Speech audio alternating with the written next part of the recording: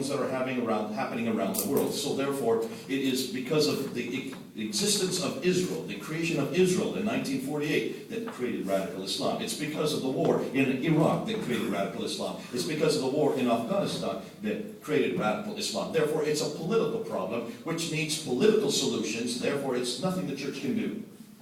Let the politicians solve radical Islam. Do you all believe that? Do you believe that radical Islam has only been around since 1948? Or since the Iraqi war? And so most Christians I hear, when I hear them bring this solution, I say this is not our solution. Since it's not our problem, we don't need to deal with it. And I hear many of them say, Jay, you're just wasting your time. Then there's the other group, which I belong to, which believes that radical Islam has been around since the very beginning. Radical Islam goes back 1,400 years. It goes right back to this book.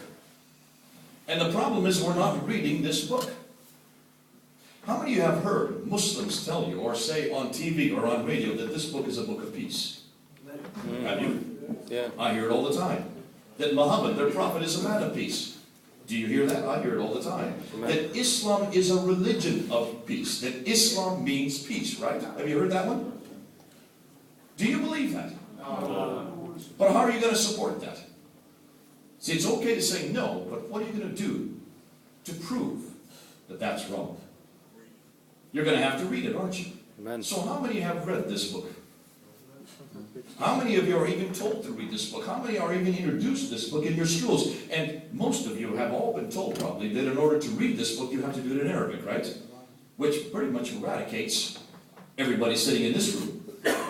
It also eradicates 85% of all Muslims, because only 15% of all Muslims even speak Arabic or read it. 85% do not read or write this book. Well, they would write it, but this one they could not read. And if they are going to read it, they're going to memorize it in Arabic. And that's the problem. If they can't even understand what they're memorizing, then what's the point? I have a young friend named Ishmael who goes to the School of Oriental and African Studies, and he has memorized the entire Quran. And sometimes, just to play the Mickey on him, I say, I want you to tell me right now, Surah 2, Ayah 145. Surah means book, Ayah means verse. And he stops and thinks a little while, and then word for word, exactly right. And I say, good for you. Now, what have you just said? He said, I have no idea.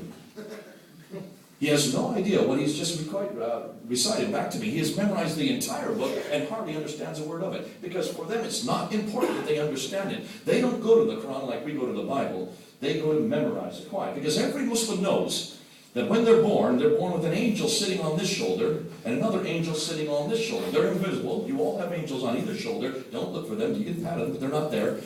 They're invisible, but they're recording your good deeds and your bad deeds. So everything you do that's good is recorded by this angel. Everything you do that's bad is recorded by this angel. When you die then, those records are put on a scale. And hopefully your good deeds outweigh your bad deeds. So therefore, basically, Islam is a religion of good works. You earn your salvation by doing good deeds. And one of the most important good deeds is memorizing the Quran. The more you memorize, the more that the records are going there, written down by the angel on this side. So that's why Muslims memorize this book. That's why many Muslims you meet assume that this book is a book of peace. They've never read the book. I've been reading it for 30 years. In Arabic and in English. This Quran has it in both languages. I make sure it's in Arabic and English because I know this book better than 99% of all Muslims. And every time I open it and every time I read through it, they say, that's not there. And I said, well, here it is. Well, you can't. No, Mr. Smith, you've written it. Why would I waste my time writing the Quran? But I showed them in Arabic. They can't read Arabic anyway, so I pulled their bluff. But the point is, when you look at this book, I'm just going to give you a quick, is it okay to give you a quick lesson on how the Quran is to be read? Okay, probably the first time you ever heard about this book. But when you take this book here and you just split it in half. Now, this goes in Arabic, so it goes from right to left. We read from left to right. This goes from right to left. Because it follows the Arabic. That's the first part. That's the second part. That is called Medina. This is called Mecca. And they really basically are the name of two cities where the Prophet Muhammad lived. The irony is, though that comes first, the first half is Medina. It is not the first part that's revealed. This part, which comes second, is the first part revealed. It's kind of confusing, isn't it? Just turn the Quran upside down. You got the right sequence. So everything that was revealed to the Prophet Muhammad in this part, which is this part, was from 610 to 622. When he moved to Medina in 622, then this part was revealed from 622 to 632, the last 10 years of his ministry. So, when you read this part that's revealed in Mecca, where he first lived, much of it we would accept. There's not too much here that we would have a problem with. God is up here, man is down here. God sends reference after reference, law after law, institution after institution. Man must obey, man must submit. That's what men and women do. We submit to God. We obey God. And that is what Islam means. In Arabic, it is for 2,000, well, for 1,400 years, it has always meant submission. It does not mean peace. Salam means peace, like shalom in Hebrew. But salam is a first form verb.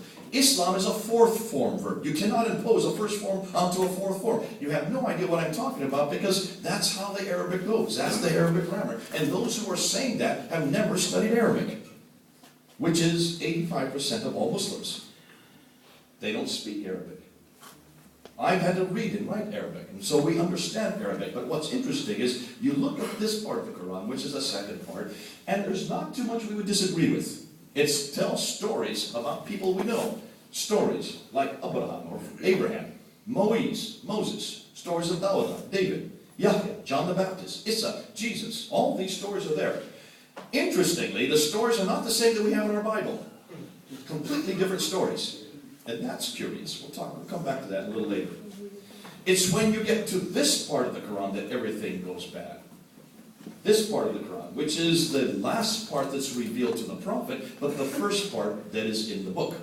It's when you get to the Medinan surahs that suddenly you see verse after verse after verse. It's violent. Surah 9, Ayah 5. Slay the unbeliever wherever you find them. Besiege them. Lay in wait for them with every kind of ambush. Does that sound peaceful to you? Surah 9, Ayah 29. Make war on the people of the book, the Ahli Kitab. That's us, the Jews and the Christians. Surah 47, Ayah 4, which says, cut off the heads of the unbeliever. That doesn't sound very peaceful. 2 verses later, in verse 6, it says, and he who participates in jihad, if he should win or if he should die, great is his reward in heaven, for he shall be in paradise. Does that sound very peaceful to you?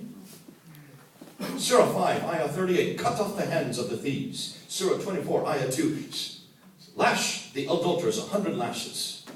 Surah 4, Ayah 35, and to those women who disobey you, admonish them first, then throw them from the bed, and then beat them. Daraba, scourge them. A husband can do that to his wife. Now, these verses are all there for anybody to read. But see, most Muslims have never read those verses in English so they can understand it. They will have memorized it in Arabic, and they don't understand a word they've memorized. That's why all the Muslims here in England think that this is a book of peace. Folks, this is not a book of peace. This is full of violence. 149 verses in the Quran that are violent. All of them in the Medinan surahs. All of them in this part of the Quran. Now, why is that important?